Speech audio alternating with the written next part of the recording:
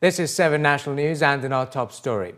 The Dubai Executive Council has issued a decision to cap school fees for 2014 to 2015 between 5 to 7% depending on a school's performance. The Knowledge and Human Development Authority said the fees projected for this year will fall well below the cap and comes at a time when the Education Index records high costs. The Dubai Executive Council said the move is a continuation of the current evaluation applied by the KHDA in its annual assessment of increases in school fees, which are reliant on school performance. The decision aims to achieve social and economic goals reflected in the provision of education fees that are acceptable to students and parents.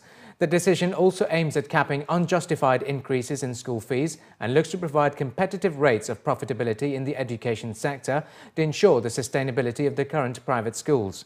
In response to the Dubai Executive Council's announcement, the KHDA said it notified private schools in Dubai today with the index cost of standard education received from the Dubai Statistics Centre for the academic year 2014 to 2015, which is 1.74%. They also added that schools should communicate with the authority with regards to any adjustments to tuition fees following the announcement of the inspection results, which determine how much schools can increase their fees. According to the framework, schools that are found to be in the outstanding category are entitled to a 3.48% rise. Those in the good category are entitled to a 2.61%, while those in the acceptable or unsatisfactory category are entitled to a 1.74% increase. The KHDA said the framework is a link between the quality of education and the cost of education index, which has been implemented for the third consecutive year to regulate school fees. According to experts, drivers' training will be more crucial than ever after a law lowering the driving age from 18 to 17 is passed. The proposal to reduce the legal driving age to 17 has been unanimously approved by the Federal Traffic Council, led by Major General Mohammed Saif Az-Zafin, the Director of Dubai Police's Traffic Department, who made the recommendation. The proposal will now be submitted to the Ministry of Interior's Policies and Strategies Council. According to reports, General Az-Zafin was quoted as saying that many people finish high school at 17 and want to drive a car, but due to current rules, they are forced to drive a motorcycle, which is far more dangerous than a light vehicle. He further added that lowering the legal driving age to 17 would reduce the number driving without a license and without parental approval. Currently, young people in Abu Dhabi can join Emirates Driving Centre at 17 to start learning theory. At 18, they must take the road test and either go straight onto the road or be placed in a class according to their ability. In May 2012, Dubai's Roads and Transport Authority announced that youths could learn to drive and sit their licence test at 17.5 years. A new survey has revealed that 20% of Dubai metro users have cars, but would rather take the metro for their daily commutes. The survey, carried out by an independent consultant for the Roads and Transport Authority (RTA), revealed that almost 70% of metro users who were surveyed over the past few months said they used the metro to save time, while the metro's affordability was also a key factor. According to the survey, out of 500,000 average daily metro users, at least 100,000 are car owners. The study revealed a growing number of people prefer the metro over driving, as it is more convenient, affordable and reliable. Some 50% of the people choose the metro to commute between work and home, but it is also popular among tourists and shoppers. More than half of the people who use the metro are below the age of 30, while around 30% are between the 30-40 age group. An overwhelming majority of metro users are educated. 55% are graduates, 17% are diploma holders, 10% are postgraduates and 15% have completed high school.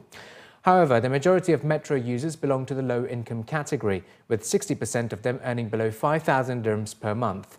However, 26% of metro riders belong to the middle-income group, drawing salaries between 5,000 and 10,000 dirhams. In a historic move, 9 Arab countries declared their commitment towards shark conservation by signing an international memorandum of understanding on the conservation of migratory sharks in Dubai. IFAW, the International Fund for Animal Welfare, and UNEP CMS Secretariat applauded this landmark achievement by Arab countries to conserve sharks in their waters.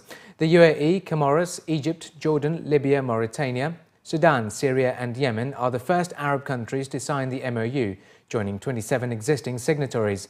This is a significant move for the region, according to the head of Aquatic Species Team at the Convention on the Conservation of Migratory Species of Wild Animals, or CMS, Melanie Virtue, who also said this is an important step towards the protection of sharks and other marine species. IFAW Director of International Environmental Agreements, Peter Puschel, says this sends a clear and a very strong message to everyone, which they hope other countries and regions will follow, since sharks are very vulnerable and threatened by overfishing, pollution, climate change and many more. We really hope that it results in cooperation. On the one hand, on policy and legislation matters, on the other hand, in the field in terms of enforcement and education of the public. This is really important because the Arab region with the Arabian Sea and the Red Sea is so important for shark conservation. Many of the sharks listed on our agreement are found in these waters. They feed here, they breed here, the whale sharks aggregate here. And so now we have all of this knowledge and expertise coming into the agreement so that the Arab countries can share their experience with the other regions and also can take part in the policy debate and move the direction of the agreement forward, which will only strengthen the conservation for sharks in this region. The MOU signing was held alongside the ongoing second training workshop on the prevention of shark and other marine species trafficking in the UAE, organised by the Ministry of Environment and Water and IFAW. Running from the 17th till the 19th of February, over 65 frontline officials from Arab countries are undergoing training in the conservation of migratory sharks that are protected under CMS. The identification of sharks and manta ray products in international trade will be looked at, as well as an exercise on identifying shark species by their fins, studying the biology of sharks and why they are so vulnerable to over-exploitation. They're focused not only on sharks, even on turtles, on dugong, those species was not targeted for their meat, to eat them, but sometimes by mistakes. So our role now, and we already doing that ongoing, to educate those fishermen that if you have any bycatch, just release them to the water to protect them. They are become really endangered nowadays. Mall of the Emirates has unveiled its new fashion district, offering a mix of debut and existing brands to create a stylish shopping destination in the mall. At a press conference, officials from Majid Al Futtaim unveiled the details of the new fashion district, which is the phase 1 of their 1 billion dirham redevelopment known as Evolution 2015.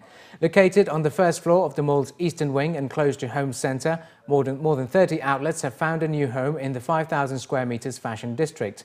The new shopping destination will offer a fusion of international fashion with brands from the US, Europe, Japan and the UAE. Among the outlets making their UAE debut include the iconic American luxury label Holston Heritage, the edgy MCQ by Alexander McQueen, Parisian chic Sandro, as well as Elie Tahari, Alice and Olivia, and C. Wonder. Other brands such as Ted Baker, Marge, Marc by Marc Jacobs and Azzaro, to name a few, will find a new home in the fashion district. According to Dimitri Vasilakis, Executive Managing Director of Shopping Malls for Majid Al Futtaim, the launch of the fashion district is part of the mall's wider ambitions to introduce innovative fashion and lifestyle concepts for shoppers and attract unique brands from across the world. It was further added that by 2015, 25% of the mall's retail mix will be completely new. This is a piece of a much bigger exercise, which is Evolution 2015, where ultimately each and every component of the mall will have certain redevelopments, some of which will be just a brand new store or a renovation of an existing store. In other locations, it may be new brands or new precincts. So this is the first phase of a multi-stage development. We will be seeing the next phase, which will be expanding the mall. We're adding about 25,000 square meters to the mall, and we're introducing a new lifestyle precinct and relocating the cinema to have a lifestyle and included in a very new entertainment. See, if you go around the mall today, you will see certain areas that have got hoardings. What that is in preparation for new brands coming in. So like the Central Galleria today, there's new hoardings up there, primarily because what we're doing is we're going to renovate it and bring new brands in. Same thing with the area where the cinema is. Once the cinema relocates, which will be about first quarter of 2015, the remainder of that year, what we'll do is take time to enhance that offer, redevelop it, and bring new brands in. Ultimately, what we'll do is strengthen our luxury precinct, strengthen our other fashion districts so that each district will actually work together as a unit, but it'll be a separate unit. As you see here, this is a slightly different unit. And finally in the bulletin, Ahmed Al Fahim is celebrating a double success at the end of the inaugural UAE Desert Championship, while fellow Emirati Mohammed Shamsi and Dubai-based South African rider Sean Gogain are the other big winners in the new National Baja Rally Series. Victory in last weekend's fourth and final round of the 2013-14 championship at the wheel of his Polaris RZR saw Al Fahim squeeze ahead of Ahmed Al Maqoudi, who finished second on the day, to clinch the overall cars and buggies titles. The battles for the quad's crown was just as fiercely contested, with Shamsi taking second place on the day behind Colin Mercer, but still beating him by 7 points to emerge as the champion, with 3 out of 4 rounds counting towards the final standings. Coming under pressure in the bike's title chase from Sam Sunderland, who won his first stage in the Dakar Rally last month, Gogain held on to take the championship by 3 points from the Dubai-based English rider, despite being beaten by him into second place on the day. Organised by the Emirates Motorsport Federation, the UAE Desert Championship was run with the support of the Automobile and Touring Club of the UAE, the National Motorsports Authority. The new series provides a natural link into the Abu Dhabi Desert Challenge, which is the UAE's round of both the FIA World Cup for cross-country rallies for cars and the FIM Cross-Country Rallies World Championship for bikes, running for the 24th time from the 3rd to the 10th of April.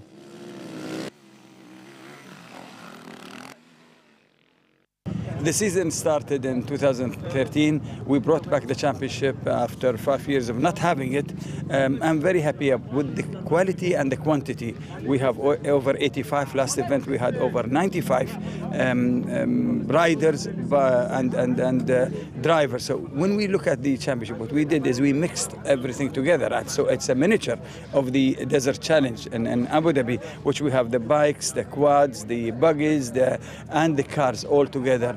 And that gives that spirit in it. So we have a lot of interest. I thank the people who supported us, and also the players themselves, the riders and the drivers. So I'm looking for that to encourage them for next year. Well, the championship, I think this is one of a kind starting point. I think this is a good start for a Desert Challenge type of rallies. It's really a good environment. We enjoyed really racing, and the safety aspect of it was very high. And I really thank the organizer for it.